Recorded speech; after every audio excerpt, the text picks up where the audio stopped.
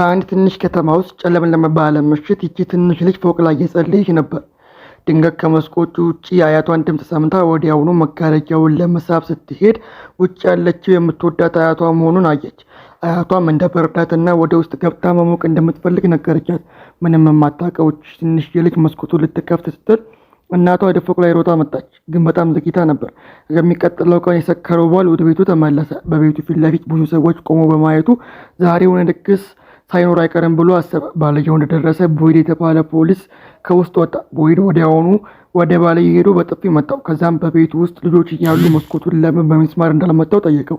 የሰከረው ባል ለማስረዳት ከመሞከሩ በፊት ቦይድ ወደ ፎቅ ጎትቶ ወሰደው። ባልየው ክፍሉ እንደገባ የሚያስደነግጥ ትዕይንት ተመለከተ። ሚስቱ ከአልጋው አጠገብ በአሰቃቂ ሁኔታ ሞታለች። የልጁን አስክሬን የውስጥ አካሏ በሙሉ ወጥቷል። የሰከረው ባል ከስካሩ እንደተመለሰ በጣም ተቆጨ። የሚስቱና የልጁን አስክሬን እንኳን ቀና ብሎ ለማየት አልደፈረም። ቦይድ በጣም ተናዶ ባልየው እዚያው ላይ በጥይት ሊገለው ፈለገ። ነገር ግን ቤተሰቡ መጣቱን በማሰብ ከድርጊቱ ተቆጠበ። ቦይድ ፍርድ እስኪጠብቅ ድረስ ባልየው በቁጥጥር ስር እንዲውል ለበታቾቹ አዘዘ። ከዚያም የቀብር ስነ ስርዓቱን ለቄሱ አስረከበ። ይህ ከተማ ብዙ እንግዳ ነገሮች ያሉበት ከተማ ነው። ፀሐይ በጠለቀች ቁጥር ቦይድ ደውሉን ይዞ ያለማቋረጥ ይደውል ነበር። መንደርተኞቹ ደውሉን ሲሰሙ ወዲያውኑ ወደ ቤታቸው ተመልሰው በሩን ይዘጋሉ። ከዚያም እንደ ልማድ ጥቁሩን ድንጋይ በቀስታ ይነካሉ።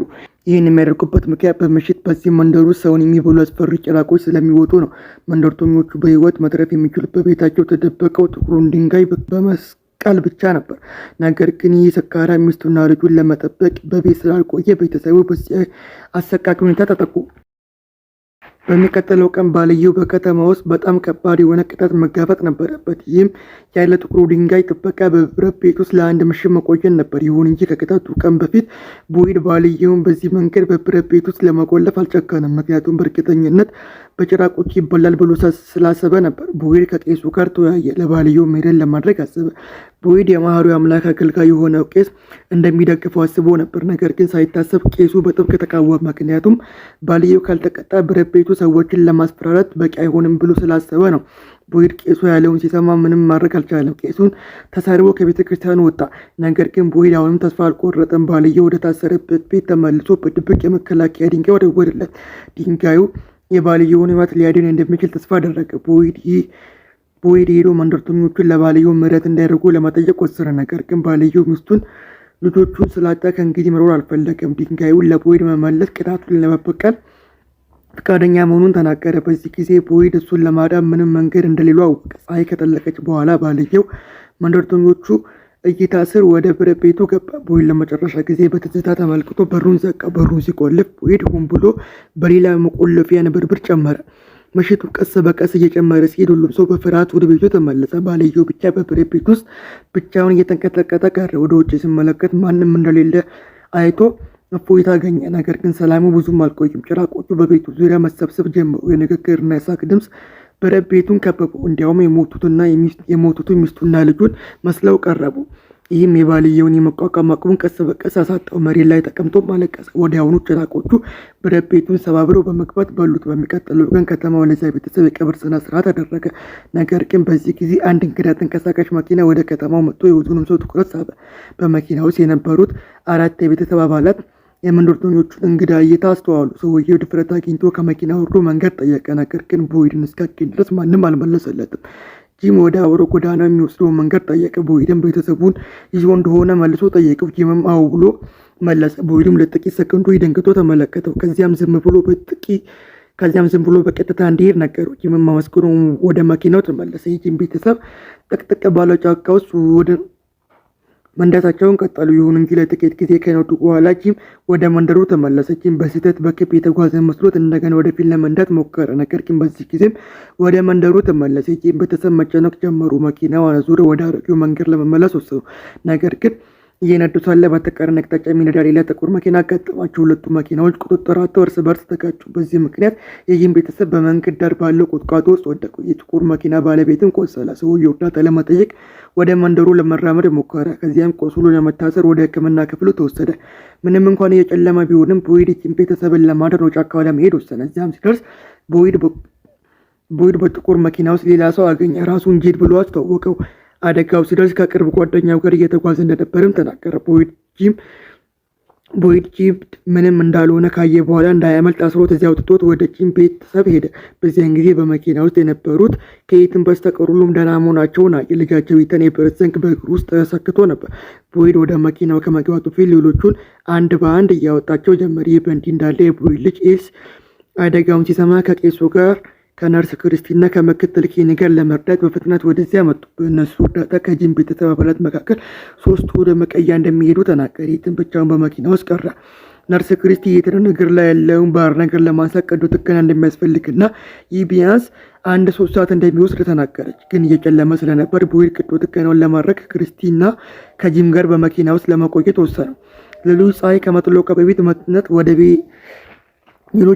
ከመጥለቋ በፊት በፍጥነት ወደ መንደሩ ተመለሱ። 3ቱ በመኪና ውስጥ ገቡ። ከቀዶ ጥገናው በፊት ቦይድ በበሩ ፊት ለፊት ትንሽ ድንጋይ አስቀመጠ። ይህም ከአደጋ እንደሚጠብቃቸው ተናገረ። ጂምም ይህን ሲሰማ ምን ለማለት እንደፈለገ አልገባውም ነበር። በዚህ ጊዜ ጂም ከውጭ ድምፆችን ሰማ። ጂም በሩን ሊከፍት ሲል ቦይድ ከለከለው። ቦይድ ምንም ቢፈጠር በሩን እንዳይከፍት ካልሆነ ሁሉም እንደሚሞቱ ተናገረ። ቦይድ ወደ ውጭ ሲመለከት ብዙ ሰዎች በመኪናው ዙሪያ ቆመው ወደ ውስጥ ሲመለከቱ አገኘ። ቦይድ እነሱ ሰዎች እንዳልሆኑና ያልታወቁ አካላት መሆኑን ተናገረ። ይህ በእንዲህ እንዳለ የተቀሩ ሰዎች ወደ መንደሩ በመመለስ ላይ ነበሩ። መንገድ ላይ የመኪናው ጎማ ተነፈሰ። ጭራቆቹ ከመታየታቸው በፊት ወደ መንደሩ ከመሮጥ ውጭ ሌላ አማራጭ አልነበራቸውም። ከዚያ ወደ የጋራ መኖሪያ ቤቱ ሮጡ። ይህ ሰዎች ስብስብ የሚኖሩበት ቦታ ነበር። ከውጭ ያለው ቡድን በሩን መንኳኳት ቀጠሉ። ነገር ግን በውስጥ ያሉት ሰዎችን በሩን ለመክፈት አልደፈሩም። ምክንያቱም ውጭ ያሉት ጭራቆች እንዳይሆኑ ስለፈሩ ነው። በተመሳሳይ ሰዓት ጭራቆቹም ታዩ። ቀስ በቀስ ቀረቡ። ጁሊ ድንገት የሞተው የወንድ ጓደኛዋን አየች። ልጅቷ ወደፊት ልትራመድ ስትል በኬኒ በጊዜ ተከለከለች። በዚህ ጊዜ የጋራ መኖሪያ ቤቱ ባለቤት ዶና ወዲያውኑ በሩ እንዲከፈት አዘዘች። ለእሷ ምስጋና ይግባውና ቡድኑ ከሞት ጥቂት ተርፎ ለማምለጥ ታደለ። ዶና ቡድኑ ወደ ክፍላቸው ወስዳ እንዲያርፈው አደረገች። ለታቢም የዚህ መንደር ሚስጥር ሁሉ ነገረቻት። የዚህ ቦታ ነዋሪዎች እንደ ታቢታ ቤተሰብ ተመሳሳይ ሁኔታ አጋጥሟቸው እንደነበር ጠበቀ። ስህተቱ በመንደሩ ውስጥ ጠፍተው መውጫ መንገድ ማግኘት አልቻሉም ነበር። በየምሽቱ ጭራቆች በጫካ ውስጥ በሞቱ ዘመዶቻቸው መልክ ይታያሉ። በቤት ውስጥ ያሉ ሰዎች በሩ እንዲከፍቱ ተልሏቸዋል። ከዚያ በኋላ ጭራቆቹ ያሰቃያቸዋል እና የውስጥ አካሎቻቸውን ይበላሉ ብላም ነገረቻል። ጭራቆቹን ለማስቆም ብቸኛው መንገድ በበሩ ፊት ለፊት ድንጋይ ማስቀመጥ ነው። ጭራቆቹም ሲያዩት መግባት አይችሉም በማለት መፍትሄውንም አስረዳቻል። ከጥቂት ሰዓታት በኋላ በሕክምና ክፍል ውስጥ ጥቁር መኪናውን ያሽከረክር ሰው ለማገገም ተኝቶ ነበር። በድንገት ሳራ የተባለች የመንደሯ ነዋሪ መጣች። ከዚያም የብረት ዘንግ ወስዳ የሰውየውን ጉሮሮ በስታ ገደለችው። ሰውየውን ከገደለችው በኋላ ሳራ የፍርሃት ስሜት አሳየች። ከአንድ ሰው ጋር እንደምትነጋገር ያህል አጉረመረመ ነበር። በምሽት ነርሷ ለመፈተሽ ስትመጣ የሚያስደነግጥ ትዕይንት ታየች። ነርሷ ወደ ውጭ ለመሮጥ ስትል በሩ ለተወሰነ ጊዜ ተከፍቶ እንደነበረ አወቀች። ጭራቆቹን በፍጥነት ገቡ። ነርሷን ፈርታ ለመደበቅ ወደ ምግብ ቤት ሮጠች። በሚቀጥለው ቀን ጠዋት ነርስ ክርስቲ በመጨረሻ በኢተን ላይ ሳካ ቀዶ ጥገና ያደረገች። ልጁ እና አባትን በሰላም ከቀሪ ቤተሰቦቻቸው ጋር ተገናኙ። ይሁን እንጂ ወደ ሕክምናው ክፍል ሲገቡ ነርሷን ጨምሮ ሁሉም ታካሚዎች መሞታቸውን አወቁ። ከታካሚዎቹ ውስጥ አንዱ የኬኒ አባት ነበር። ኬኒ ይህን ሲሰማ በጣም አዘነ። የክፍሉን በር በምሽት ለምን እንደተከፈተ አልገባቸውም ነበር። ይህ በእንዲህ እንዳለ ኢታን በጋራ መኖሪያ ቤት ውስጥ ተኝቶ እያገገመ ነበር። ድንገት ነጭ ልብስ የለበሰ የእሱ ዕድሜ ያለው ልጅ ከመስኮቱ ውጭ ቆሞ አየ። ኢታን ወደ ውጭ ወጣ። ነገር ግን አንድ አደጋዊ ሰው አየ። እሱም ቪክተር ነበር። በዚህ ከተማ ውስጥ መጀመሪያ የለቀቀው ሰው እሱ ነው። በየቀኑ ቪክተር ወደዚህ ቤት ጎን ሄዶ አንድ ነገር በራሱ ይለካ ነበር። ኢታን በአቅራቢያው የሚኖሩ ወንዶች ልጆች እንዳሉ ቪክተርን ጠየቀው። ቪክተር ከኢታን ውጭ ሌላ ልጅ እንደሌለ ተናገረ። ኢታን የበለጠ ሊጠየቅ ሲል ጁሊ ወደ ቤት ጠራችው። ጁሊ በአደጋዊ ሰውዬ ላይ እንግዳ ነገር እንዳለ ተሰማት። በዚያኑ ሰዓት መንደርተኞቹ አዲሶቹ ነዋሪዎች ማለትም የጂምን ቤተሰብና ጄሪ የተባለውን ሰው ለመቀበል በአንድነት ተሰባሰቡ። ቦይድ ለኢንጂን ቤት አስረከበችው። ቀደም ሲል እናትና ልጅ የሞቱበት ቤት ነበር። ይሁን እንጂ ጁሊ ከወላጆቿ ጋር መኖር አልፈለገችም። ከእሷ እድሜ ጋር ከሚመጣጠኑ ጓደኞቿ ጋር በጋራ መኖሪያ ቤት ውስጥ ለመኖር ፈለገች። ጁሊ ቤተሰቧን አለመውደድ ከጀመረች ቆይታለች። ታቢ ልታሰመና ሞከረች፣ ነገር ግን ሙሉ በሙሉ ከንቱ ነበር። ይህ በእንዲህ እንዳለ ጄድ የራሱ ቦታ ስላላገኘ ምክትል ኬኒ ጋር ለጥቂት ቀናት በቤቱ እንዲቆይ ፈቀደለት። ነገር ግን በሚቀጥለው ቀን ጄድ በድንገት አንድ ምስጢራዊ የመሬት ውስጥ ክፍል አገኘ። ልክ እንደወረደ ጄድ የበሰበሰ አስክሬን በማየቱ ደነገጠ። ነገር ግን ወደኋላ ሲመለስ አስክሬኑ ጠፍቶ ነበር። ይልቁንም ግድግዳው ላይ እንግዳ የሆነ ምልክት ታየ። ጄድ በፍጥነት ወደ ኬኒ ሮጠ፣ ለማስጠንቀቅም ሞከረ። ይሁን እንጂ ሁለቱም ሲመለሱ ሁሉም ነገር ወደ ነበረበት ተመልሶ ነበር። ጄድ አስክሬኑን በዓይኑ እንዳየ ተናገረ። ነገር ግን ኬን ጄድ ጭንቅላቱን አሞታል ብሎ አሰበ። ወደዚህ ምድር አዲስ የመጣ ማንኛውም ሰው ራስ ምታትና የአእምሮ አለመረጋጋት ያጋጥመዋል አለው ኬን። ከዚህም ለጂ የመንደሩ ሚስጥር አሳየው። ኬን እዚህ ያሉ ነዋሪዎች በሙሉ በተለያዩ ቦታዎች፣ ሌላው ቀርቶ በሺዎች ከሚቆጠሩ ኪሎ ሜትሮች ርቀት ላይ ይኖሩ እንደነበር ተናገረ። ይሁን እንጂ በሆነ ምክንያት ሁሉም ወደ አንድ መንደር ገብተዋል። ምናልባት የቦታ በካርታ ላይ ጨርሶ የሌለ ነገር ግን ያልተመረመረ ምስጢራዊ ዳይሜንሽን ሊሆን እንደሚችል ተናገረ። በዚያ ቅጽበት ጠረጴዛው ላይ ያለው ሬዲዮ ድንገተኛ ድምፅ አሰማ። ኬኒ ይህ ብዙ ጊዜ እንደሚከሰት ተናገረ። ነገር ግን ወዲያውኑ ሬዲዮን ወስዶ በፍጥነት ወጣ። በዚያ ቀን በጂም በኩል ኢታንን ለቁርስ ወደ ጋራ መኖሪያ ቤት ወሰደው። ይህ ቦታ በኬኒ እናት የሚተዳደር ነበር። ለሁሉም ሰው የሚሆን ጣፋጭ ምግብ በየቀኑ ታበስል ነበር። ሰካራሙ ሳራም ብዙ ጊዜ ለመርዳት ትመጣ ነበር። ጂም ወደ መጸዳጃ ቤት በመሄድ ተጠምዶ ሳለ ቪክተር የተባለው ሰው ኢታንን ለማየት መጣ። ቪክተር ለኢታን አንድ ምስል ሰጠው። እሱም ነጭ ልብስ የለበሰው ልጅ ያሳያል። ኢታን ከጋራ መኖሪያ ቤት ውጭ ያየው ልጅ ነበር። ቪክተር ይህንን ልጅ ከዚህ በፊት እንዳየውና እሱን ለመፈለግ ከኢታን ጋር ወደ ጫካው ለመሄድ እንደሚፈልግ ተናገረ። በተመሳሳይ ጊዜ ጂም ከመጸዳጃ ቤት ሲመለስ ቪክተርን እንዳየው ወዲያውኑ መሳደብ ጀመረ። ጂም ቪክተርን ወደ ልጁ እንዳይቀርብ አስፈራረው። ቪክተር ለመሄድ ከመገደድ ውጭ ሌላ አማራጭ አልነበረውም። ከሰዓት በኋላ ጂም እና ሚስቱ ውጭ ተቀምጠው ሲያወሩ ቪክተር በድብቅ ወደ ቤቱ ጀርባ ሄደ። አሁን ከኢታን ጋር ወደ ጫካው ለመሄድ አመቺ ሰዓት ነበር። ኢታን በደስታ ቪክተርን ተከተለው። ከዚህም በፊት ወዳልተመረመረው ጫካ ጥልቅ ክፍል ገቡ። አብዛኛው ሰው ጫካውን ስለሚፈራው ርቀው ለመሄድ አይደፍሩም ነበር። እየተራመዱ ሳሉ ቪክተር ድንገት ነጭ ልብስ የለበሰው ልጅ አይቶ በፍጥነት ተከተለ። ሁለቱ ወደ አንድ ትልቅ ዛፍ ሄዱ። በዛፉ ግንድ መሃል ጥልቅ ጉድጓድ ነበር። ቪክተር ወደ ቀዳዳው ድንጋይ ለመወርወር ሞከረ። ነገር ግን ድንጋዩ ከጭንቅላታቸው በላይ ወደቀ። እዚያ ምንም አይነት እንግዳ ነገር እየተከሰተ እንዳለ ባለመረዳታቸው አይናቸው ማመን አልቻሉ። ይህ በእንዲህ እንዳለ ጂም እና ሚስቱ ኢታን እንደጠፋ አወቁ። የጀርባውን በር በሰፊው ተከፍቶ ነበር። የሆነ ችግር እንዳለ አውቀው ለመፈለግ ወደ ጫካው ሮጡ። ሁለቱ የኢታን ስም እየጠሩ ተራመዱ። ጩኸቱ በጫካው ውስጥ ያሉትን አደገኛ ውሾች ቀሰቀሳቸው። ጂም እና ሚስቱ ከበቧቸው። በአስቸጋሪው ቅጽበት የጥይት ድምፅ ተሰማ። ይህም ውሾቹ እንዲሸሹ አደረገ። ለጥበቃ ሲባል በድብቅ ጠመንጃ ይዞ የመጣው ቪክተር ነበር። ጂም በጣም ተናዶ ቪክተርን ሊገለው ፈለገ። ነገር ግን በቪክተር ጠመንጃ ስለነበረው ለመንቀሳቀስ አልደፈረም። ከጉዞ በኋላ ቪክተር ወደ ቤቱ ተመለሰ። ቀደም ሲል የሳላቸውን ምስሎች አውጥቶ በትዝታ ተዋጠ። ከብዙ ዓመታት በፊት ቪክተር በዚህ መንደር መጀመሪያ እግሩ የረገጠው ሰው ነበር። በዚያን ጊዜ ገና ልጅ ነበር። ሲደርስ በዙሪያ አስክሬኖች አየ። በአደን ውሾች እየተበሉ ነበር። ቪክተር ድንገት ነጭ ልብስ የለበሰው ልጅ አየ። ልጁ በደስታ ማዘዋወሪያ ላይ ተቀምጦ ሲጫወት ቆይቶ ከዚያም ያለምንም ፍንጭ ጠፋ። ያ ትዝታ ቪክተር ለዘላለም እንዲያስታውሰው አደረገ። የምስጢራዊ ልጅ ማን እንደነበር ሁል ጊዜ እውነቱን ለማወቅ ይፈልግ ነበር። በሚቀጥለው ቀን የጂም ቤተሰብ እንደገና ቁርስ ለመብላት ወደ የጋራ መኖሪያ ቤት ሄዱ። ሁሉም ሰው በደስታ እያወራ ሳለ ሳራ በድንገት በእጇ ላይ ከባድ ህመም ተሰማት። ብዙም ሳይቆይ ልጁን ግደው የሚል ቃላት በሳራ ክንድ ላይ ታየ። ሳራን በፍርሃት ወደ ኢታን ተመለከተች። ከዚያም በኋላ ሳራ የሚጥል በሽታ ይዟት መሬት ላይ ወደቀች። ራሷንም ሰጠች። ስትነቃ ራሷን በሕክምና ክፍል ውስጥ አገኘችው። ክርስቲ ስለ ሳራ ተጨነቀች። ነገር ግን እሷ ትንሽ ራስ ምታት ብቻ እንደሆነ ተናገረች። የሳራ ታናሽ ወንድም ናታን ስለዚሁ ዜና ሰማ። ታላቅ እህቱ ራሷን ስታ መውደቋን ሰምቶ ወዲያውኑ ወደ ሕክምና ክፍሉ ሮጠ። ናታን ሳራ ያደረገችውን ነገር ለረጅም ጊዜ ያውቁት ነበርና ነገር ግን ናታን ከእህቱን አደጋ ለመጠበቅ ለማንም አልተናገረም። ነገር ግን በቅርብ ጊዜ ሳራ እንግዳ በሆነ መንገድ እየረሳች በመሆኗ ናታንን በእጅጉ አሳሰበው። ከሆስፒታል ወጣች። ብዙም ሳይቆይ ሳራ ቢላዋ ይዛ ወደ ጂም ቤት ሄደች። ኢታንን ለመጠየቅ መስላ ወደ እርሻዋ እንዲሄድ ጋበዘችው። ኢታንን ተደስቶ ተስማማ። ታቢ ያንን አየችና ልጁን ለመከተል ወሰነች። ሳራ እጅግ በጣም አስፈሪ የሆነ የግድያ ሴራ እያዘጋጀች እንደሆነ ግን ማንም አላወቀም ነበር። እርሻዋ ላይ ከደረሱ በኋላ ሳራ ታቢን ወደ መጋዘኑ ውስጥ እንድትገባ ቀበሰቻት። ታቢ ትኩረት ባጣችበት ቅጽበት በሩን ዘግታ ቆለፈችበት። ከዚያም ሳራ ቢላዋ ይዛ ወደ ኢታን ሄደች። እሱን ለመግደል አሰበች። ነገር ግን ናታን በጊዜ ወደ ቤቱ ተመልሶ ትዕይንቱን አይቶ ወዲያውኑ ሊያስቆማት ሮጠ። ሁለቱ እየታገሉ ሳሉ ሳራ በአጋጣሚ ናታንን አንገት ሰነጠቀችው። ናታን ጥቂት ቃላትን ብቻ ተናግሮ ሞተ። በዚህን ጊዜ መንደርተኞቹ ጩኸት ሰምተው ሮጦ መጡ። ሳራ በፍጥነት ወደ ጫካው ሮጠች። ድርጊቱ ወዲያውኑ ተጋለጠች። ጂም ለቤተሰቡ ሁሉ ጊዜ ችግር ስለሚፈጥር ቦይድን በንዴት ሰደበው። ይህ ቦይድ ሰዎቹን ሳራ እንዲፈልጉ ላከ። ነገር ግን ምንም መከታ እንደሌለው ተናገረ። ምሽት ሲቃረብ በእርግጠኝነት በጭራቆቹ ትበላለች ብሎ አስበው ነበር። ቀናት እያለፉ ሲሄዱ ማንም ሳራን የትም አላያትም። ሁሉም በጫካ ውስጥ እንደሞተች አሰቡ።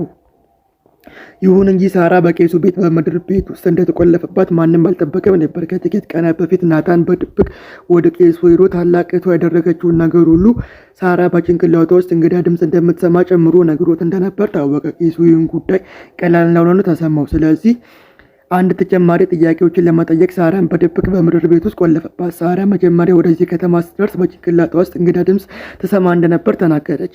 ያለችውን ካደረገች መንደርተኞቹ በቅርብ ወደ ቤታቸው እንደሚመለሱ ነገራት።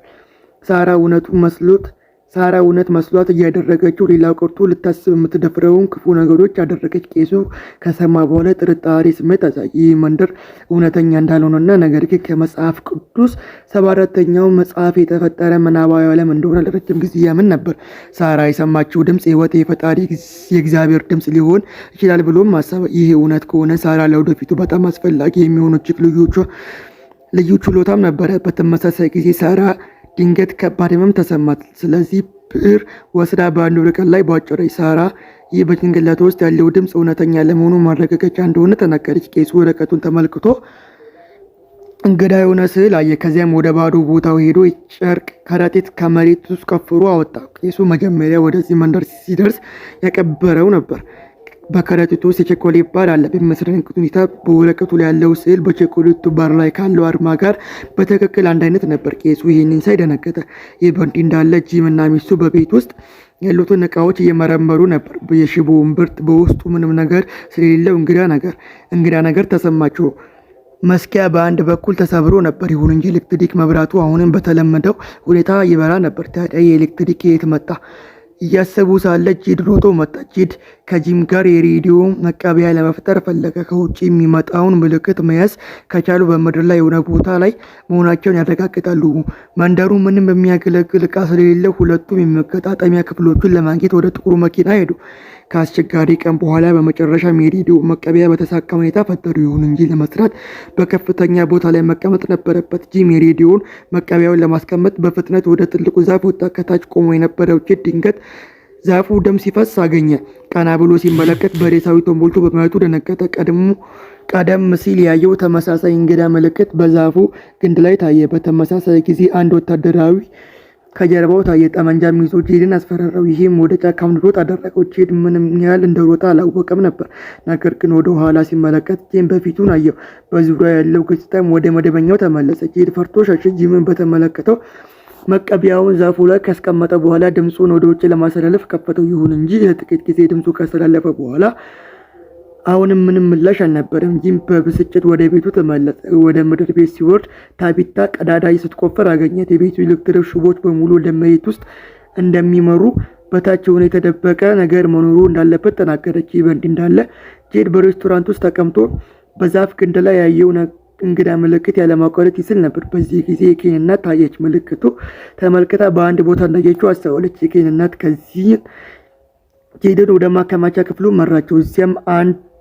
ከዚያም እንግዳው ምልክት በአንድ ጥንታዊ መጽሐፍ ካለው ጋር በጣም ተመሳሳይ እንደሆነ አወቁ። ሚስጥሩ ቀስ በቀስ እየተገለጠ ነበር።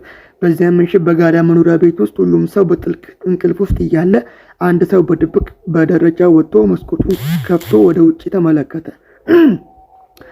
በቆንጆ ሴት መልክ የተገለጠች ጭራቅ ነበረች። መቼ ወደ ውስጥ መግባት እንደምትል ጠየቀችው። ሰውየውም ያንን ከተማ በኋላ ፈገግ አለ። ስሙ ኬቨን ነበር። ብዙውን ጊዜ በዙሪያው ካሉ ሰዎች ጋር መገናኘት የማይወድና ሁል ጊዜ ብቻውን የሚሆን ጸጥተኛ ሰው ነበር።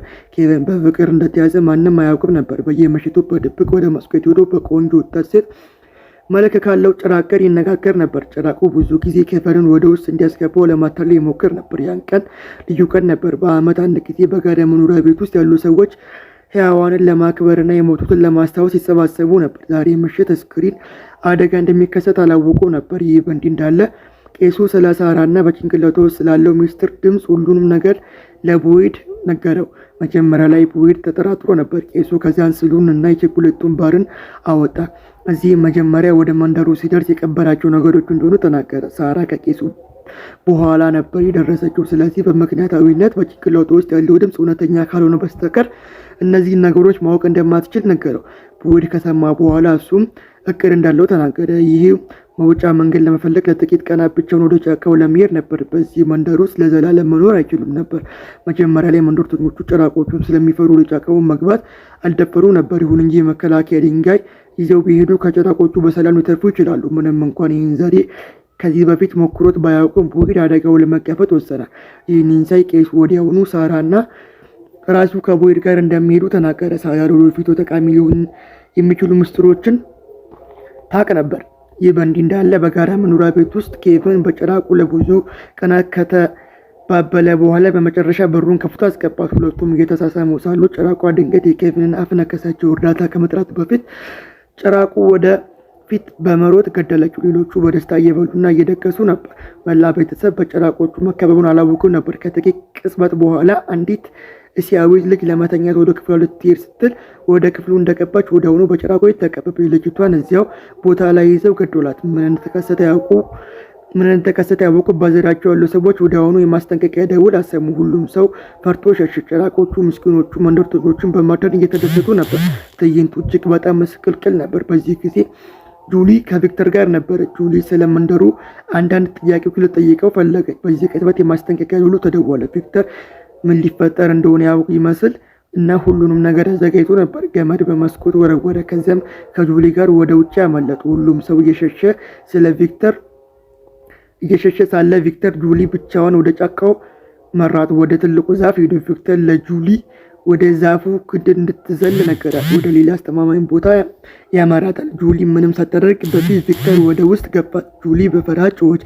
ከጥቂት ቅጽበት በኋላ ኋላ ስትመለስ ራሷን ከመንደሩ ውጭ ባለው የተተወ ምድር ቤት ውስጥ ባለው የእንጨት ካቢኔ ውስጥ ቆማ አገኘችው። ቪክተር ምንም ሳያሳይ ጠፍቶ ነበር። ይህ በእንዲህ እንዳለ በጋራ መኖሪያ ቤት ውስጥ የተጠቁት ሰዎች ለመደበቅ ለመፈለግ ይሮጡ ነበር። ለምሽቱ የሚቆዩበት ቦታ ለመጠየቅ ወደ ቦይድ ቤት ሄዱ። ቄሱ በዙሪያ ያሉትን ሰዎች እየረዳ ሳለ ድንገት አንድ ጭራቅ ሮጦ መጥቶ አንገቱን ሰነጠቀው። ቦይድ ወዲያውኑ ለመርዳት ሮጠ። ቄሱን በፍጥነት ወደ ቤቱ አስገባው። ይሁን እንጂ በጣም ዘግይቶ ነበር። ቄሱ ደግሞ ደም ፈሶት ሞተ። ምንም ሊረዳው አልቻለም። ከዚያም ምሽት በኋላ መላው መንደር በሐዘን ወደቀ። 14 ሰዎች በጭራቁ ተገድለው ነበር። አስክሬኖቻቸውን በመንደሩ ሁሉ ተበታትኖ ነበር። ይህ ቦይድ እቅዱን ወዲያውኑ እንዲተገብር አደረገው። ከመሄዱ በፊት ቦይድ ቁጥጥሩን በሙሉ ለኬኒ አስረከበ። ኬኒ በጣም አዘነ፣ ነገር ግን ምንም ማድረግ አልቻለም። ቦይድ ከዚያም ልጁ ኤሊስን ለመጠየቅ ወደ ሕክምና ክፍሉ ሄደ። ከትናንትና ወደ በኋላ ኤሊስ በትንሹ ብቻ በመቅሰሉ ታደለ። ኤሊስ ለረጅም ጊዜ ወደ አባቱ አልቀረበም ነበር። ላለፈው ድርጊት አሁንም ቦይድን ይቅር ሊለው አልቻለም። ያለፈውን ጊዜ ድንገት ባይምሮ መጣ። ከብዙ ዓመታት በፊት ቦይድ ሚስቱ እና ኤሊስ ይዘው በጉዞ ላይ እያለ በትልቅ ዛፍ ተዘግቶባቸው ነበር። ሌላ መንገድ ከፈለጉ በኋላ ሶስቱ በአጋጣሚ ወደ መንደሩ ገቡ። በዚያን ጊዜ እዚህ ያሉ ሰዎች የመከላከያ ድንጋዮችን አላገኙም ነበር። ህይወታቸው እጅግ በጣም አስቸጋሪ ነበር። ምግብና ውሃ በጣም እጥረን ነበር። በምሽት ጭራቆቹ ሲታዩ ሰዎችን እንዲያገኟቸው ተስፋ ማድረግ፣ በተደበቁ ቦታዎች ብቻ መፈለግ ይችሉ ነበር። በየቀኑ በመንደሩ ውስጥ በአጋጣሚ ተገኝተው በጭራቆች የተበሉ ሰዎች አስክሬን ይገኝ ነበር። ቦይድንም ቦታ ለመለወጥ ወሰነ። እዚህ ያሉትን ሰዎች በማስተዳደር ረገድ መሪነቱን ወሰደ። አንድ ቀን ቦይድ ወደ ጫካ ሄዶ በህይወት እያለ ፍየሎችን አገኘ። መንደርተኞቹ ሙሉ በሙሉ ተገረሙ። ቦይድ ዶሮዎችንና ሌሎቹ ከብቶችን ማግኘቱን ተናገረ። ከብቶችን ማርባት ከቻሉ የሚንከባከቡ ቦታቸውን የተረጋገጠ ይሆናል። ስለዚህ ቦይድ ህይወቱን ለአደጋ አጋልጦ እንስሳትን ለማደን ብቻውን ወደ ጫካው ሄደ። አንድ ቀን ቦይድ በአጋጣሚ አንድ ውሻ አየ። ድንገት ሮጦ ሄደ። ይህም ቦይድ እንዲከተለው አደረገው። ግን በመጨረሻም ቦይድ ጠፋ። ቀስ በቀስ ጨለማ። ቦይድ ወደ መንደሩ የሚመለስበትን መንገድ ማግኘት አልቻለም እና እጅግ በጣም ፈራ። በዚያ ቅጽበት ቦይድ በአጋጣሚ ተንሸራቶ ወደ አንድ ዋሻ ውስጥ ወደቀ። ቦይድ ምላሽ ከመስጠት በፊት ጭራቆቹ ከውጭ ታዩ። ቀስ በቀስ ቀረቡ። ቦይድ ሊሞት እንደሆነ አሰበ። ይሁን እንጂ ጭራቆቹ ለጥቂት ጊዜ ተመልክተው ሄዱ። ያኔ ነው ቦይድ ዋሻው እንግዳ ቅርጽ ባላቸው ጥቁር ድንጋዮች የተሞላ መሆኑን የተገነዘቡ። በሚቀጥለው ቀን ጠዋት ቦይድ በፍጥነት ወደ መንደሩ ተመለሰ። እንደደረሰ የጥይት ድምፅ ሰማ። የቦይድ ሚስት ነበረች። ጠመንጃ ይዛ በዙሪያ ያሉትን ሰዎች እየጠቃች ነበር። ይህ ቦታ ህልም ብቻ እንደሆነና በመሞት ብቻ ወደ እውነታው መመለስ እንደሚቻል የተናገረች ነበር። ቦይድ በፍጥነት ጠመንጃውን ይዞ እንድታወርድ ለመጠየቅ ሮጠ። ሚስትየው በኋላም በህይወት ስታየው ማመን አልቻለችም። በህልሟ የነበረች መሰላት ሚስትየው። ከዚያም ጠመንጃውን ወስዳ ሌላ ሰው ልትጠቃ ስትል ነበር። ቦይድ ሚስቱን ከመተኮስ ውጭ ሌላ አማራጭ አልነበረውም። በዚህ ድርጊት በኋላ መንደርተኞቹ ከጭራቆቹ ራሳቸው የሚጠብቁበት መንገድ አገኙ። ይሁን እንጂ ቦይድ በጣም የሚወዳት ሚስቱን አጣ። ወደ እውነታው ስንመለስ ኤሊስ በመጨረሻ ቦይድን ይቅር አለው። ኤሊስ ቦይድ ሚስቱን ከመግደል ውጭ ሌላ አማራጭ እንዳልነበረው ያውቅ ነበር። ቦይድ የመከላከያ ድንጋዩን ያገኘው እሱ ነበር። መንደርተኞቹ ብዙ ረድቷል። አባትና ልጅ ከዚያም ተቃቅቦ ተሰነባበቱ። ወደ ጫካው ከመሄዱ በፊት ቦይድ በድብቅ ወደ ቄሱ ምድር ቤት ሄዶ ሳራን ይዟት ሄደ። ቦይድ ቄሱ ስለ ሳራ የተናገረውን አመነ። ምናልባት ሳራ ለሁሉም ነገር መፍትሄ ለማግኘት ቁልፍ ልትሆን ትችላለች ብሎ አሰበ። ጂምን በተመለከተ ከሬዲዮ መቀበያ ውድቀት በኋላ ጂም ሌላ ፕሮጀክት ለመስራት ወሰነ። በዚህ ጊዜ ጂም የሬዲዮ አንቴና ራስ ነደፈ። በጋራ መኖሪያ ቤቱ ጣሪያ ላይ ለማስቀመጥ አቀደ። ፕሮጀክት ከተሳካ ከውጭ ዓለም ጋር የመገናኘት እድል ሊኖራቸው ነበር። ጂም ከዚያም እቅዱን ለመንደርተኞቹ አቀረበ። አብዛኛው ሰው በሀሳቡ ተስማምቶ ለመርዳት ወሰኑ። በሚቀጥለው ቀናት ሁሉም ሰው የሬዲዮ አንቴናውን ለመንደፍ አብሮ ሰራ።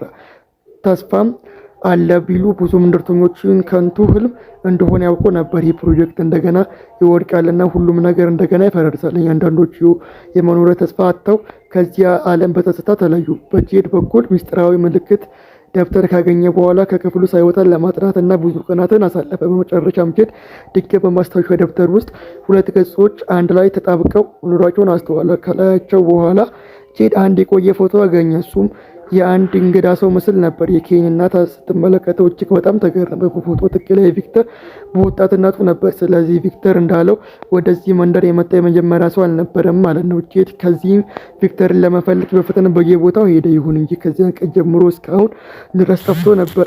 ይህ በእንዲህ እንዳለ ቦይድ እና ሳራ ወደ ጫካው ጥልቅ ክፍል ገቡ። አንድ ትልቅ ዛፍ አገኘ። በእሱ ላይ የወረቀት ቁርጥራጮች የያዙ ጠርሙሶች ተሰቅለው ነበር። ሳራ ስታየው ከባድ ራስ ምታት ተሰማት። ከዚያም ወድቃ ራሷን ሳተች። ስትነቃ ቀድሞውኑ ጨለማ ነበሩ። ሁለቱ በድንኳን ውስጥ ተቀምጠው ነበር። ቦይድ በጠርሙስ ውስጥ ያሉትን የወረቀት ቁጥሮች እንዳየ ተናገሩ። ሁሉም ተመሳሳይ ቁጥር 1864 ተጽፎባቸው ነበር። ሳራ ከዚያም ራሷን ስታ በነበረችበት ጊዜ አንዲት ሴት ድምፅ እንደሰማች ተናገረች። ሴትዮዋ ቦይድ እንዳይቆይና ወደ ጫካው ጥልቅ ክፍል እንዳይገባ መከረች። ከዚያም ከጨረቆቹ የበለጠ አስፈሪ ነገሮች ነበሩ። ሁለቱ አሁንም ምን ማድረግ እንዳለባቸው አያውቁም ነበር። በድንገት መሬቱ በኃይል መንቀጥቀጥ ጀመረ። ድንኳኑ ሊፈራርስ የተቃረበ መሰለ። በመሬት መንቀጥቀጡ እንደቆመ አይነ ስውር የሚያደርግ ብርሃን በድንኳኑ ውስጥ አየ። ሁለቱ ከዚያ ወደ ውጭ ወጡና ቀረድ መሆኑ ጠዋት መሆኑን አዩ። በዙሪያው ነጭ ነጠብጣቦች ነበሩ። ቦይድ ድንገት እንግዳ ድምፅ ሰማ። ድምፁ ወደ መጣበት ቦታ ለመሄድ ሞከረና ሚስቱን በዛፍ ላይ ታስራ ያለውን ምስል አየ። ሚስቱ ድንገት ነቅታ የቦይድን እጅ ለመያዝ ፈጠነች። አስደናገጠው፣ እንዲሮጥም አደረገው። በዚህ ጊዜ ከድር ላይ ያሉ ሸረሪቶች በሙሉ መጥተው ወረሩት። ቦይድ ላይ ተቀምጠው ነከሱት። ሳራ በፍጥነት ለመራያ ሮጠች። ከጥቂት ጊዜ በኋላ ሁሉንም አባረቻቸው። ቦይድ በሸረሪት ስለተነከሰ አካሉ መርዝ መልቀቅ ጀመረ። ይህም ከፍተኛ ህልም አስተከለበት። ይሁን እንጂ ተስፋ አልቆረጠምና ለመቀጠልም ወሰነ። ይህ በእንዲህ እንዳለ በመጨረሻ የምልክት አንቴናውን በመስራት ተሳካለት። በሁሉም ሰው እልልታ በጋራ መኖሪያ ቤቱ ጣሪያ ላይ አስቀመጡት። በመንደሩ ውስጥ ካሉ መሳሪያዎች ጋር በተገናኘ ኃይል ምንጭ ምስጋና ይግባውና አንቴናውን በመደበኛ ሁኔታ መስራት ቻለ። ሁሉም ሰው ከመከበሩ በፊት ድንገት ከሩቅ ከባድ ማዕበል መጣ። ጂም ከውጭ ካለው ምልክት ጋር ለመገናኘት ሞከረ። አንድ ሰው ድምፅ ሲሰማ እጅግ በጣም ደስ አለ። ሁሉም ሰው ሊድን እንደሆነ አሰበ። ይሁን እንጂ ሰውየው ድንገት የጂም ሚስትን የአይን ቆዳዳ መቆፈሪያ እንደሌለባት ተናገረ። ጂም በጣም ደነገጠና ወደ ቤቱ ሮጠ። ታቢ በቤት ምድር ቤት ውስጥ ለብዙ ቀናት ቀዳዳ ስትቆፍር ነበር። ድንገት መንቀጥቀጥም ጀመረ። መሬቱ ተሰነጣጠቀ። ታቢታ በቀጥታ ወደ ታች እንድትወድቅ አደረገ። ታቢታ ቪክተር ድንገት ከሩቅ ሲመጣ ምን እየተከሰተ እንዳለ አልገባትም ነበር። ታቢታ እዚህ እንደምትወድቅ ያውቅ ስለነበር እየጠበቀ እንደነበር ተናገረ። ቪክተር ከዚያም ይህ ዋሻ ጨራቆቹ የሚደበቁበት ቦታ እንደሆነ እና በግድግዳው ላይ ሁሉ እንደሳሉ ገለጠ። ጨራቆቹም ሳይታወቅባቸው ከሰው እግር በታች ለረጅም ጊዜ በምድር ውስጥ እንደነበሩ ታወቀ። ቪክተር ከዚያ ሳይፈራርስ በፊት ታቢታን በፍጥነት ከዚያው ወሰደ። ከጥቂት ቅጽበት በኋላ ጂም ወደ ላይ ቀዳዳ ለማግኘት ተመለሰ። የታቢታን ስለመጠራት ሞከረ፣ ነገር ግን ምንም ምላሽ አልነበረም። ቦይድ እና ሳራን በተመለከተ ከብዙ ጥረቶች በኋላ በመጨረሻ በአንድ ከፍተኛ ኮረብታ ላይ ምስጢራዊ የመብራት ማማ አገኘ። ይሁን እንጂ የቦይድ ጉዳት ለመቀጠል በጣም ከባድ ነበር። ምን ማድረግ እንዳለባቸው ሳያውቁ ሳራ ድንገት ነጭ ልብስ የለበሰ ልጅ አየች። ልጁ ወደ አንድ ትልቅ ዛፍ ጠቆመ። ወደ ዛፍ ከገባች ሳራ በሰላም እንደምትኖር ተናገረ። ሳራ ሰማች። ወዲያውኑ ቦይድን ወደዛ ዛፍ አወጣችው። ከዚያም ቦይድ ወደ ጥቁር ቀዳዳ ገፋችው። ቦይድ በሰላም ወደ መንደሩ የተመለሰ መሰለው። ነገር ግን ቦይድ የደረሰበት ቦታ መውጫ የሌለው 4 የተዘጉ ግድግዳዎች ነበረ። ቦይድ እርዳታ ለመጥራት ሞከረ፣ ነገር ግን ማንም አልሰማውም። በዚህ ጊዜ በጫካ ውስጥ ከየት እንደመጣ የማይታወቅ በአውቶቡስ ላይ ያሉ ሰዎች ስብስብ ታዩ። እንደተለመደው በትልቅ ዛፍ ተዘግቶባቸው ነበር። ሴቷ አሽከርካሪ ለመመለስ ከመገደድ ውጭ ሌላ አማራጭ አልነበራትም ከመኪናው። ከዚያም በቀጥታ ወደ መንደሩ ነዳ። ተሳፋሪዎች አሁኑ በተለመዱ ሁኔታ ላይ ያሉ። ኤልጂን የተባለ ወጣት ውጭ ያለውን ገጽታ ሳይ ወዲያውኑ ፈራ። ሴቷ አሽከርካሪ ወዲያውኑ እንድትወጣ ጠየቀ። ይህ በእንዲህ እንዳለ በጋራ መኖሪያ ቤት ውስጥ ሰዎች የመቀበያውን አካል በፍጥነት እያጸዱ ነበር። ከሩቅ ያለው ማዕበል ወዲያውኑ መጣ። ይህም በቤት ውስጥ ያሉ መሳሪያዎች በአጭሩ ረት እንዲቃጠሉ አደረገ። ጄድ እያጸዳ ሳለ ድንገት ከሩቅ እንግዳ አውቶቡስ አየ። ጄድ ወዲያውኑ በዙሪያው ያሉ ሰዎች አሳወቀ። ኬን እና ዶና ወዲያውኑ አዲሶቹን እንግዳ ለመበቀል ሄዱ። አሁንም ይህ መደበኛ መንደር እንደሆነ አሰቡ። ይህ በእንዲህ እንዳለ ወጣቱ ኤልጂን በጣም ተጨንቆ ነበር። ኤልጂን ይህም ቦታ በልሙ እንዳየው ተናገረ። ሜሪኤል የተባለች ወጣትና ብሪክ የተባለ ወጣት ኤልጂንን ማረጋጋታቸውን ቀጠሉ እና ኤልጂን ንጹህ አየር ለማግኘት ከአውቶቡሱ እንዲወርድ መከሩት። ይህ በእንዲህ እንዳለ ራንድል የተባለ ወጣት ኤልጂንን ሁከት ስለፈጠረ በጣም ተናዶ ነበርና ሌላ ቆርጦ ኤልጂንን በከፍተኛ ሁኔታ ሊመታው ፈለገ። ጁሊን በተመለከተ ወደ ቤት ከተመለሰች በኋላ እናቷ እንደጠፋች አወቀች። በምድር ቤት ውስጥ ጥልቅ ቀዳዳ ነበር። ጂም ታቤታ ወድቃ ሊሆን እንደሚችል ተጨንቆ ተናገረ። ጁሊ ወዲያውኑ እናቷን ለማዳን እርዳታ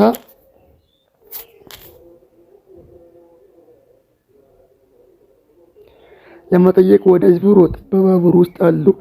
በባቡር ውስጥ ያሉ ሰዎች ወዲያውኑ በፍቅረኝነት መጡ። በአውቶቡስ ላይ የነበሩት 2 ተሳፋሪዎች ብሪክና ራንድልም ለመርዳት ፈለጉ። ወዲያው ቀዳዳው ሄደው ሊቆፍሩ ሲሉ ድንገት በዙሪያ ያለው አካባቢ በኃይል ተንቀጠቀጠ። ቤት ወዲያውኑ ከውጭ ባሉ ሰዎች ፊት ፈረሰ። በተጠመዱበት ቡድን ውስጥ ያሉት ለማዳን በፍጥነት ሮጡ። ራንድል በእድል በጽኑ አልቆሰልም ነበር። ይሁን እንጂ የቀሩት 3 ሰዎች በዕለቶች ተጭነው በጥልቀት ውስጥ ነበሩ።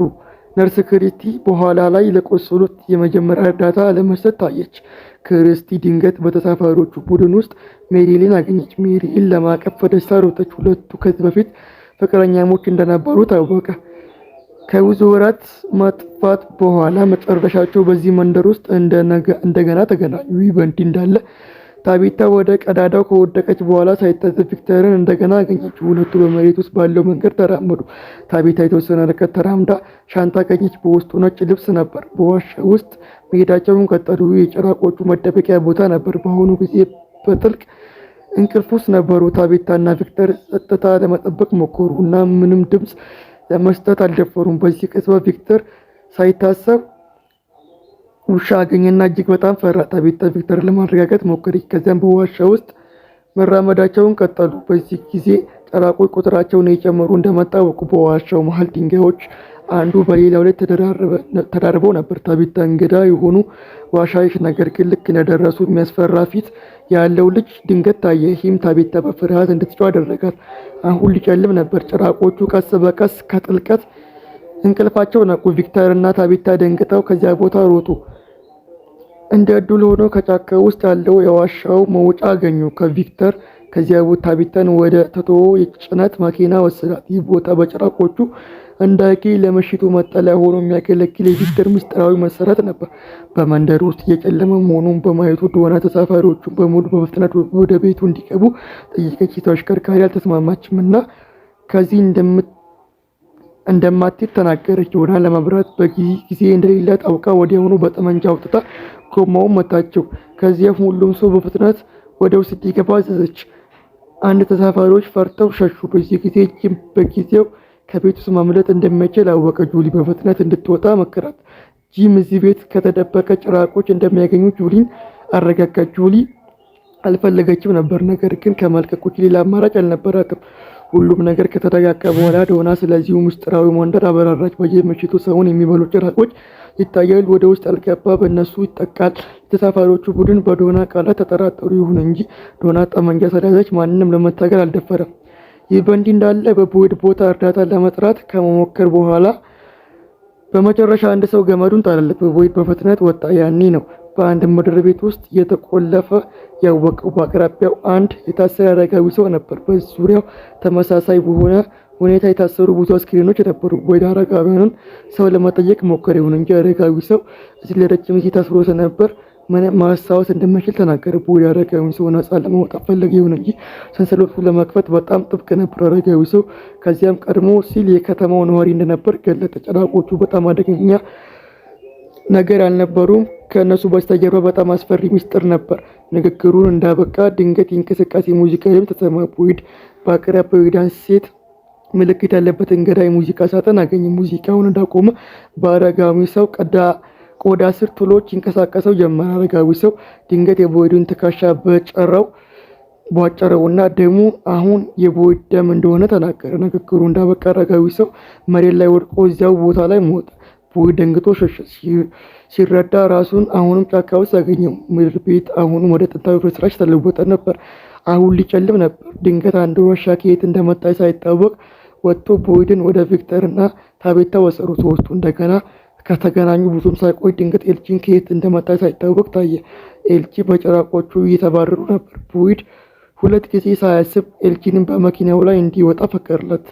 ይዞት ለነበረው ድንጋይ ምስጋና ይግባውና አራቱም በድል በጭራቆቹ ሳይጠቁ ቆሩ። ኤልጂን ከዚያም ስለ አውቶቡሱ ጉዞ እንዲሆን ስለ ጂም ቤት መፍረስ ነገራቸው። ታቤታ ባሏ አደጋ እንደደረሰበት ስትሰማ በጣም ተጨነቀ። በከተማ ውስጥ ኤሊስ እና ሴት ጓደኛ የሸሹትን ተሳፋሪውን ለማግኘት እየሞከሩ ነበር። በዚህ ጊዜ ጭራቆቹም ታይተው ነበር። ወደ ቤቱ ከመሮጥ ውጭ ሌላ አማራጭ አልነበራቸውም። ያልታደሉት ተሳፋሪዎች በጭራቆቹ እየተባረሩ ነበር። በዓይናቸው ፊት ምን እየተከሰተ እንዳለ ሳያውቁ የዋሆች ነበሩ። እነዚህ ሁለት ተሳፋሪዎች ቤት አገኙ። እንደገቡ በጥቂት ጊዜ ውስጥ ከውጭ በሩ እንዲከፍቱ የሚጠይቅ ድምፅ ሰሙ። ሁለቱ የተጠራጠሩ ተሳፋሪዎች ትዕዛዙን ተከተሉ። ይህ በእንዲህ እንዳለ በአውቶቡሱ ማቆሚያ ላይ አንድ ጭራቅ ከአውቶቡሱ በስተጀርባ የተደበቀ አሮጊት ጥንዶችን አገኘ። ጭራቁ በውጭ ባሉት ሁለት ያልታደሉ ሰለባዎች ላይ ከመዝለሉ በፊት የፍላጎቱ ስሜት አሳየ። ጩኸት በየቦታው አስተጋባ። ራንድን ለመፈተሽ ወደ ውጭ መውጣት ፈለገ፣ ነገር ግን ወዲያውኑ ተከለከለ። ራንድን ድንገት የኬኒን ጠመንጃ በመቀማት በዙሪያ ያሉትን ሰዎች ጠመንጃቸውን እንዲያወርዱ አዘዘ። ሁሉም ሰው ምን ማድረግ እንዳለበት እያሰበ ሳለ ድንገት በሩ ተንኳኳ። ኬን ጠመንጃው በፍጥነት መልሶ በመቀማት ራንድን ተጨማሪ ችግር ከመፍጠሩ በፊት ተቆጣጠረ። ከውጭ ጂም እና የበሩ ባለቤት ምንም አይነት ድምፅ ላለማድረግ እየሞከሩ ከቤቱ በታች የተደበቀው ነበር። ድንገት ብሪክ የተባለ ወጣት ነቃ። ብሪክ አካሉ በቆሻሻ ብረት ክምር ተጭኖ በማየቱ በጣም ፈርቶ እርዳታ ለማግኘት ጮኸ። የበሩ ባለቤት ምንም እንደማይከሰት ብሪክስን ለማረጋጋት ሞከረ። ይሁን እንጂ ብሪክ በደረሰበት ከባድ ጉዳት ምክንያት ደም መጥፋት ጀመረ። ከዚያ በኋላ ብሪክ ሊቆይ አልቻለምና ሞተ። በዚህ ጊዜ አንድ ጭራቅ ከውጭ ታይቶ የበሩ ባለቤት አጠቃው። ጂም በጣም ስለፈራ ዝም ብሎ መቆየት ብቻ ቻለና ለመንቀሳቀስ አልደፈረ። በሚቀጥለው ቀን ጠዋት ሁሉም ሰው ለመፈተሽ ወደ ውጭ ወጣና የሚያስደነግጥ ትዕይንት ተገኘ።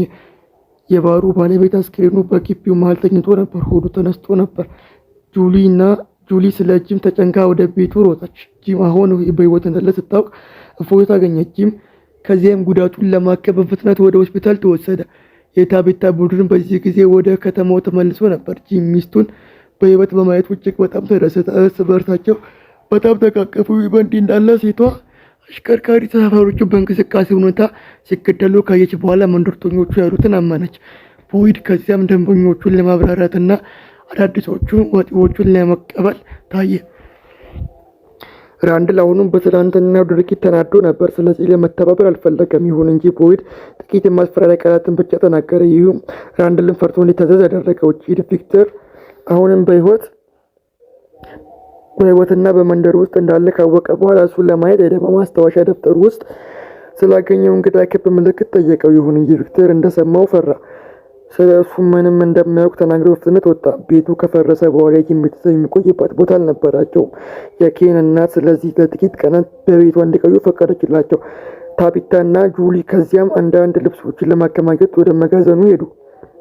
ነገር ግን ሁለቱ ሲመጡ ታቢታ ድንገት ከሩቅ የቆመ የሁለት እንግዳ የሚመስሉ ልጆች ወደ እሷ ሲመለሱ አየች። ታሪኩ በዚህ አላበቃም። የፊት በረንዳ ላይ ስደርስ ታቢታ ልጁ ኢታን ተቀምጦ በብሎኬቶች ሲጫወቱ አገኘችው። በተለይ ታን ያዘጋጀችው ምልክት ታቢን በዋሻ ስር ካየችው ጋር በትክክል አንድ አይነት ነበር። በዚህ ጊዜ ሁለቱ ልጆች በታቢታ ፊት ታዩ። ይህም እጅግ በጣም እንድትፈራ አደረጋት። ታቢታ ይህ ከጭራቆቹ ጋር የተያዘ እንደሆነ አሰባች። ስለዚህ ከጫካ ውጪ ወደሚገኘው ዋሻ ብቻዋን ሄዳ ድንጋዮቹን በምልክት ቀርጻ አዘጋጀች። ድንገት ከሩቅ ተከታታይ ልጆች ከየት እንደመጡ ሳይታወቅ ታይተው ታቢታን ለማቀፍ ፈጠኑ። ታቢታ በድንጋጤ ደነገጠች። ወደኋላ ስትመለከት ልጆቹ ጠፍተው ነበር። ከመንደሩ ውጭ ኬንና ኤሊስ ምግብ እየፈለጉ ሳለ ድንገት በአቅራቢያው ድምፅ ሰሙ። ለመፈተሽ ሄዱና አንዲት ልጅ በዛፍ ላይ ተደግፋ ተቀምጣ ጭንቅላቷ በብረት ዘንግ ተወግቶ አዩ። እንግዳው ነገር ልጅቷ አሁን በህይወት መኖሯ ነበር። ነርስ ክሪስቲ ዜናውን በአውቶቡሱ ላይ ከነበሩ ተሳፋሪዎች አንዷ መሆኗን ተናገረች። እሷና ባሏ ወደ አንድ ቤት ገብተው በጭራቆቹ በሩ እንዲከፍቱ ተታለው ባሏን አውጥተው አሰቃይተው ከጨረሱ። ልጅቷንም ሁሉም ነገር እንድትመሰክር አስገድዷት። ክሪስቲ ተመልክታ የብረት ዘንጉን በልጅቷ ጭንቅላት ውስጥ እንድትወጋ አወቀች። በህይወት መኖሯ ተአምር ነበር። ይሁን እንጂ በዚህ መንደር ውስጥ ምንም አይነት የአደጋ ጊዜ መሳሪያ አልነበረም። ልጅቷ በተቻለ መጠን በቀስታ እንድትሞት ከመፍቀድ ውጭ ሌላ አማራጭ አልነበራቸውም። ከዚያ ቦይድ ታየና የብረት ዘንጉን ከልጅቷ ጭንቅላት ላይ ለማንሳት ኃይሉን በሙሉ ተጠቀመ። ልጅቷ በህመም ከጮኸች በኋላ በመጨረሻ ሞተች። በሚቀጥለው ቀን ኬን አንዳንድ ነገሮችን ለማምጣት ወደ ቄሱ ቤት ሲሄድ ድንገት በምድር ቤት ውስጥ ድምፅ ሰማ። ኬኒ ለመፈተሽ ወረደና ሳራን በታች ተደበቀ በማየቱ ተገረመ። ኬኒ ወዲያውኑ ለቦይድ ለመናገር ሮጠ። ቦይድ ምን እንደተከሰተ ሲሰማ ሳራ ለማየት ፈጠነ። ሳራ በዚያ ቀን አንድ ቦይድ ወደ ዛፉ እንደገባች ይሁን እንጂ መውጫው ይህ ምድር ቤት እንደነበር ተናገረች። ቦይድ እዚህ በሰላም እንደሚያቆየ ሳራ ለማረጋጋት ሞከረ። ከዚያም ቦይድ ለኬን ሁሉም ነገር ነገረው። ይህ ምስጢራዊ እንዲጠብቅና ለማንም እንዳይናገር ኬንን ጠየቀው። ነገር ግን ቦይድ ከቤት እንዳይወጣ በጣም የማዞር ስሜት ተሰማው። በቦይድ ቆዳ ስር ቶሎች ያለማቋረጥ ይንቀሳቀሱ ነበር። ይህ በእንዲህ እንዳለ በጋዳ መኖሪያ ቤት ውስጥ ራንድል ገና ደርሶ ነበር። ነገር ግን ለማንኛውም ክብር አልሰጠም ነበር። ቀኑን ሙሉ ከሌሎቹ ጋር ችግር ይፈጥር ነበር። ራንድል ሰነፍም ነበር እና ለመስራት ፈቃደኛ አልነበረ። ቀኑን ሙሉ በሶፋው ላይ ተኝቶ ይውል ነበር። ዶና ተናዳ ራንድልን ከጋራ መኖሪያ ቤቱ አባረረችው። ራንድል ከዚያ ቤት አልባ ሆነ። በአውቶቡሱ ላይ ብቻውን ለመኖር ተገደደ። በምሽት ጭራቆቹ በአውቶቡሱ ዙሪያ ታዩ። ራንድል ሲያያቸው ያለማቋረጥ ይሰድባቸው ነበር። ይሁን እንጂ አሁንም ወደ ውጭ ለመውጣት አልደፈረም። ጥቂት ቀናት አለፉ። ጂም ከአደጋው አገገመ። ከጥቂት ቀናት በፊት የሰማውን በሬዲዮ ላይ ያለውን እንግዳ ድምፅ መመራመሩን ቀጠለ። ጂም ለቦይድ ስለዚሁ ነገረው። ጂም ይህ ቦታ የመንግስት ጦር ኃይል ምስጢራዊ ሙከራ ሊሆን እንደሚችል እና በመንደሩ ውስጥ ያሉ ሰዎች የሙከራ እቃዎቹ እንደሆኑ አሰበ። ምንም እንኳን የማይረባ ቢመስልም በጣም አስተማማኝ ነበር። ተስፋ ባለመቁረጥ ጂም ሀሳቡን ለዶና መናገሩን ቀጠል። ይሁን እንጂ ዶና ጠንካራ ማስረጃ እስካላገኘ ድረስ ምንም እንዳይናገር አሳሰበችው። ካልሆነ ግን ሁሉም ሰው ይደነግጣል። ኬኒን በተመለከተ ሳራ ያደረገችውን ለማረጋገጥ ስለፈለገ ሳራን ለመገናኘት ብቻውን ወደ ቤት ወረደ።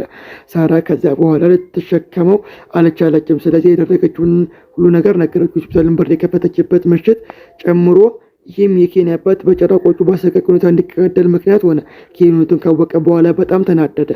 ቦይድ ሁሉንም ነገር እያወቀ አሁንም ሳራ በመጠበቁ የበለጠ ተናደደ። ኬን ከዚያም የፖሊስ ባጁን ጥሎ ወጣ።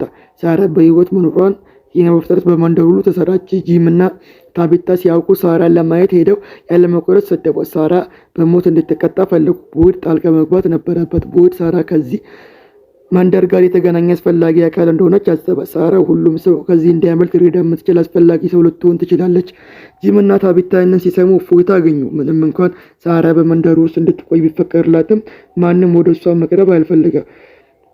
ሁሉም ሰው ሳራ ታናሽ ወንድሟን የገደለች እብድ እንደሆነች አሰበ። ሳራ የናታንን እቃዎች ለመፈለግ ወደ አሮጌው ቤት ተመለሰች።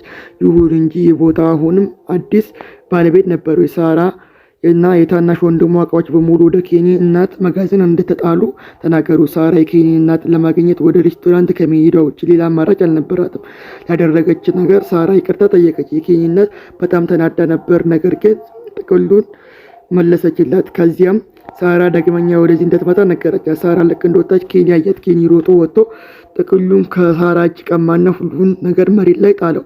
ሳራ የናታን አሮጌ መታሰቢያ ሐውልት ለመውሰድ ሞከረች። ይሁን እንጂ ኬኒ ወዲያውኑ ቀምቶ ወደ ቁርጭ ላይ ሰባበረው። ኬኒ ሳራ ዳግመኛ በፊቱ እንዳትታይ አስጠነቀቀት። በዙሪያ ያሉ ሰዎች ይህን ነገር ተመለከቱ፣ ነገር ግን ማንም ሊያስቆሙ አልመጣም። ኤልጂን ብዙ እቃዎችን ለመሰብሰብ መርዳት መጣ። በዚህ ጊዜ በጄድ በኩል የሬዲዮ ጣቢያ ግንባታ እቅድ ከከሸፈ በኋላ ጄድ ከከተማው ለማምለጥ መንገዶቹን እያጠና ለሚቀጥለው ቀናት ብቻውን በቤት ውስጥ ቆየ።